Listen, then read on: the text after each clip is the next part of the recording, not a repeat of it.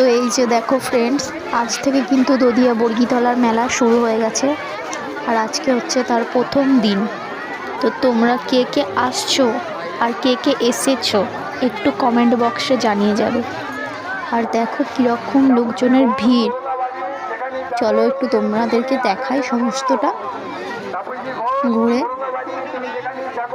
দেখো ওখানটা কিন্তু ফুল দিয়ে ভালো করে সাজিয়ে দিয়েছে ফটো টোটো তোলার জন্য। আর এই যে আই লাভ গোপাল দাস। চলো তোমাদেরকে ভিতরে গিয়ে দেখাচ্ছি। এত ভিড় ঢোকা যাচ্ছে না। আর ওই যে গোপাল দাসের মন্দিরের চূড়ার ওপরে সবাই বাতাসা ছুটছে। চলো আমিও ছুটবো বাতাসা, নাকি বলে বাতাসা এখানে ছুটতে হয়, মানে ছুঁড়ে মাথার উপরে দিতে হয়।